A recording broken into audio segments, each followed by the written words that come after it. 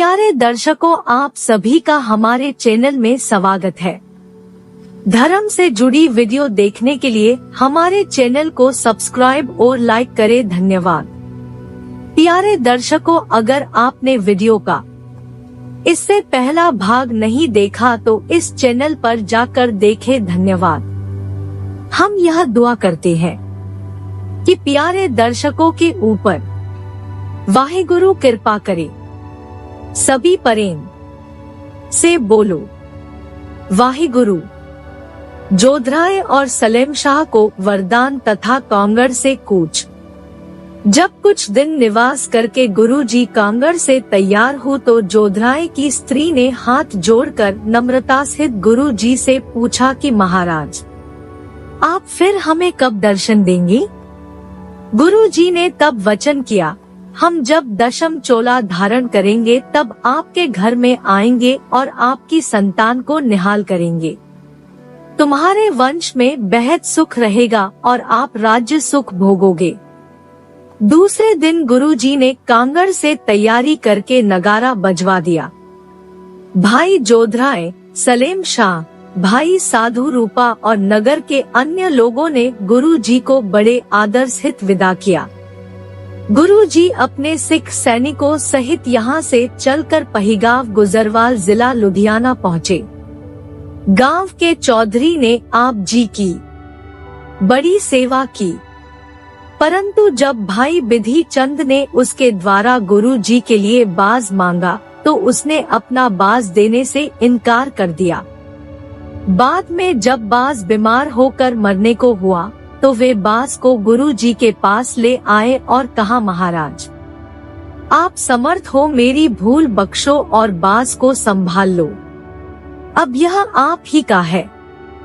गुरुजी ने हंसकर बाज पर हाथ फेर कर कहा कि तुमने डोरी क्यों खाई है? जिस तरह खाई है उसी तरह ही इसको बाहर निकाल दो। गुरुजी के वचन के साथ बाज ने डोरी तुरंत ही उगल दी और अपने पंख झाड़कर सावधान होकर बैठ गया। यह अद्भुत चमत्कार देखकर चौधरी ने बड़ी श्रद्धा और प्रेम के साथ गुरुजी की सिक्की धारण कर ली और उनकी बहुत सेवा की। करतारपुर निवास। दूसरे दिन गुरुजी ने गुजरवाल से चलकर बेड़ियों के द्वारा सतलुज नदी को पार करके सब सेना को पार किया और मलाह को 500 रुपए इनाम दिए। दूसरे दिन जब करतारपुर के नजदीक पहुँचे तो बाबा गुरदित्ता जी ने प्रमुख सिखों के साथ आगे होकर गांव से बाहर आप जी का स्वागत किया। युद्ध में गुरुजी की हुई जीत का हाल सुनकर सब ने खुशी मनाई और कढ़ा प्रसाद की देग बांटी। दिवाली का मेला। करतारपुर निवास करते हुए गुरुजी को 6 महीने बीत गए। दीपमाला का मेला आ गया। दूर दूर से बहुत सिख संगत गुरुजी के दर्शन करने आई। बहुत रौनक लगी। गुरुजी के 2 समय दीवान सजते व अटूट लंगर बंटता। ढाके, बंगाल और दक्षिण पश्चिम की सिख संगत आप जी के लिए बहुत कीमती और बहुमूल्य वस्तुएं, घोड़े, शस्त्र और वस्त्र आदि लेकर हाजिर होती। जो सिख दूर रास्ता होने के कारण गुरुजी के पास पहुंच न सकते, वे अपने घर ही कढ़ा प्रसाद की देग करके गुरुजी के आगे अपनी मनोकामना पूरी होने की अरदास करके बांट देते। वैसाखी का मेला। तत्परांत वैसाखी का मेला नजदीक आ गया। चारों ओर से संगत गुरुजी के दर्शन करने आई और बहुत मूल्यवान वस्तुएं लाकर भेंट की। वैसाख महीने की संक्रांति वाले दिन करतारपुर के निकट संगत ने तंबुओं, कनातों में डेरे लगा लिए। संगत को खुले दर्शन दीदार देने के लिए गुरुजी एक बड़े खुले मैदान में तंबू कनातों में सुशोभित हो गए। संगत ने हाजिर होकर नकदी, वस्त्र, अनाज आदि भेंट करके माथा टेका और मेवड़ा अरदास करता कि सिख की मनोकामना पूरी हो। इस समय बदखशा का एक धनाढ्य सौदागर आया। उसने अपनी दसवंध की धनराशि में से गुरुजी के लिए एक बढ़िया तेज दौड़ा घोड़ा, एक सुंदर कीमती पोशाक, सफेद बाज, एक दोधारा फौलादी खंडा जरी से जड़ी हुई एक कलगी और एक बहुत सुंदर ढाल दूसरे देशों से खरीदकर गुरु जी को अर्पण की। गुरु जी ने खुश होकर उसे पूछा कि तुम किस देश से आए हो और तुम्हारी कौन सी कामना है। सौदागर ने बताया कि वह बदखशा देश का रहने वाला है और देश विदेश से चीजों का व्यापार करता है। इस व्यापार के लाभ की कमाई का 10वां निकाल कर वह अलग इकट्ठा करता रहता है और जब कोई काम उसका अटक जाता है तो वह उसकी सफलता के लिए गुरु के आगे कोई मनौत मान लेता था। यह सारा धन इकट्ठा करके वह आप जी के लिए यह चीजें देश विदेश से खरीद कर लाया है। गुरु जी ने सौदागर की सारी बात सुनकर बहुत खुशी प्रकट करके उसकी मनोकामना पूर्ण की। पैंदे खा को वरदान। जब सौदागर गुरु जी की प्रसन्नता और खुशियाँ लेकर चला गया तो गुरु जी ने सफेद बाज श्री गुरुदित्ता जी को दे दिया और घोड़ा खड्ग और पोशाक पैंदे खा को वरदान देकर कहा, जब भी तुमने हमारे पास आना हो तो यह खड्ग और पोशाक पहनकर इस घोड़े पर सवार होकर आया करो। पैंदे खा इन चीजों को लेकर खुश हुआ और इस खुशी के साथ ही उसको अहंकार हो गया कि गुरु जी ने मेरी बहादुरी करके मुझे यह चीजें वरदान में दी हैं। मेरे बराबर और किसी को नहीं समझते।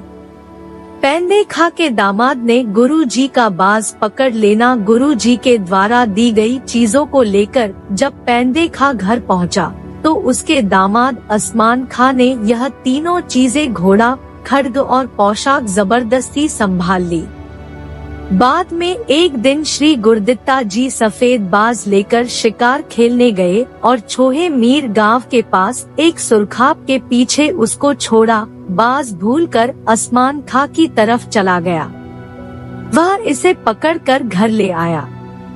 पैंदे खा ने उसको कहा कि यह श्री गुरुदित्ता जी का बाज हमको नहीं रखना चाहिए, मैं इसको गुरु जी के हवाले कर आऊंगा। परंतु असमान खा ने कहा, खा जी तुम चुप करके बैठ जाओ, हम गुरु जी को बाज नहीं देंगे।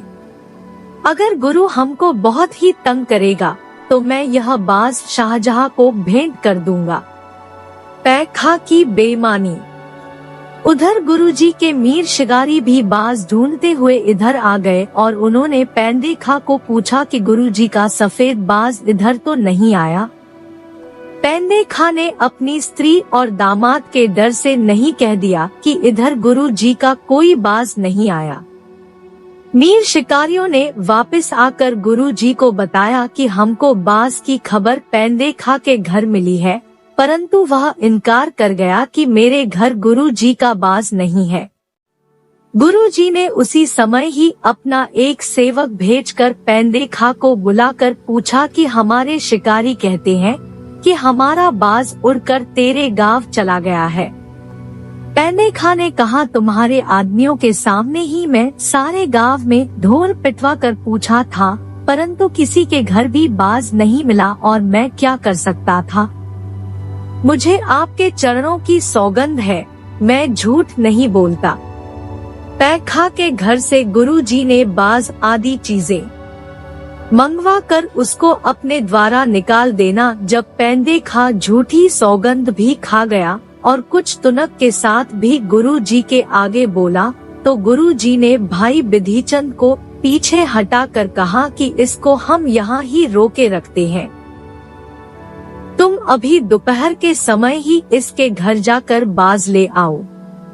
भाई विधिचंद शीघ्र ही चला गया। पैंदे खा के घर छोहे मीर पहुंच गया। असमान खा उस समय अपने चौबारे में सोया हुआ था और बाज उसके पास एक अड्डे पर बंधा हुआ था।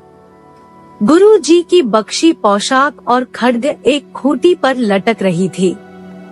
भाई विधिचंद ने झटपट ही बाज सहित सब वस्तुओं को काबू कर लिया और लाकर गुरुजी के पास हाजिर कर दी। गुरुजी ने पैनेखा को वस्तुएं दिखाकर पूछा कि अब यह बाज और पोशाक आदि कहाँ से आए हैं?